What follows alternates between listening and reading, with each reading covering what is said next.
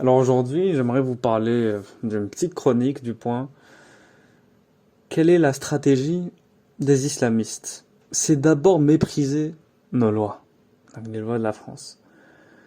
Le cas d'Imam Iqiyoussen, donc Hassan Iqiyoussen, qui était visé par une décision d'expulsion du territoire, est symptomatique du mépris de certains pour notre état de droit. Le Conseil d'État a tranché et a confirmé l'expulsion d'Iqiyoussen. On ne peut que s'en réjouir lorsqu'on appartient au camp de ceux qui refusent un totalitarisme d'essence fasciste nommé l'islamisme, qui s'installe dans l'hexagone français encore plus confortablement qu'il ne l'a fait déjà depuis 30 ans. Ses propos sur l'infériorité des femmes et sur les juifs justifient bien entendu amplement cette décision.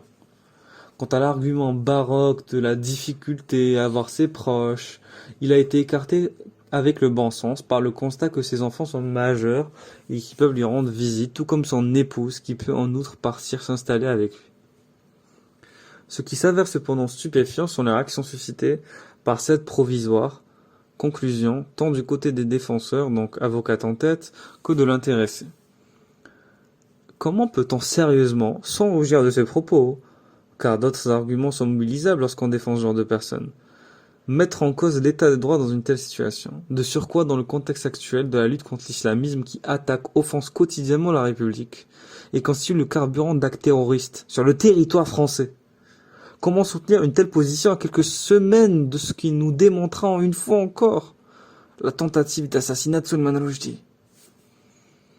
Dans toute cette affaire, on voit davantage fonctionner précisément un système démocratique et libéral, respectant les libertés individuelles, y compris, justement, lorsque nos valeurs traduites dans un système juridique et judiciaire complexifient le processus consistant à empêcher de nuire à un idéologue encourageant le séparatisme et fournissant des arguments à la légitimation de la violence djihadiste. Le tribunal administratif et le Conseil d'État, chacun dans leur rôle, témoignent de la nature républicaine de notre dispositif de justice administrative que l'on peut à raison critiquer par ailleurs sur de nombreux points.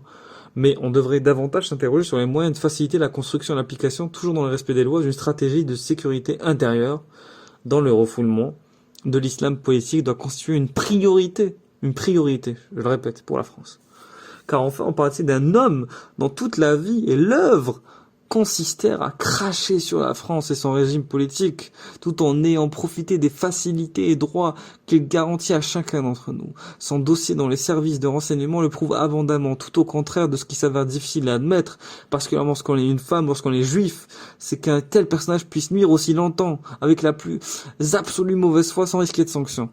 La loi renforçant donc les principes de la République permet désormais de faciliter le combat contre les islamistes et il faut s'en féliciter et l'utiliser dans toutes les occasions et mener une guerre d'usure à ces ennemis de la France, ces ennemis de la République, de la laïcité, de l'égalité homme-femme, de la liberté de conscience et d'expression. L'imam, donc Iqiyoussen, de son côté, le tableau est éloquent. N'est-ce pas, puisqu'il a pris la fuite? Voilà qui symbolise bien le respect qu'il éprouve pour les institutions hexagonales. Notre dispositif légal ne l'intéresse que lorsqu'il lui permet d'être fidèle à la tactique des frères musulmans, manipuler la philosophie humaniste de la rationalité juridique libérale, qu'elle soit administrative ou pénale, user de toutes les facilités, recours et interstices légaux, autorisant à échapper aux conséquences de ses paroles et de ses actes, tenir un double, voire même un triple discours aux beaux gens à chaque fois dans l'objectif de faire progresser la doctrine frériste et solidifier des bases d'opération, et d'accroître un contrôle rigoureux barbare sur les esprits, puis au final de démontrer ostensiblement que l'on n'a que mépris pour le pays dans lequel on habite, ainsi que pour les lois qui le régissent. Donc, cessant une fois pour toutes d'apparaître de façon lassante, comme des sociétés, sans mémoire, sans intelligence, des situations sensibles et conflictuelles, nous ne comprenons plus ni les intérêts masqués ni malveillants, ni l'histoire, ni les mécaniques idéologiques.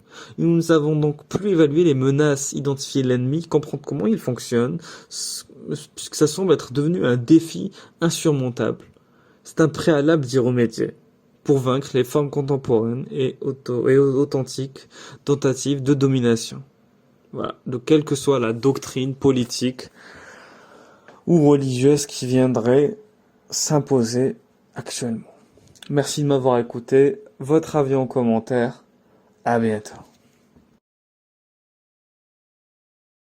نزل الوعي علينا حل الفكر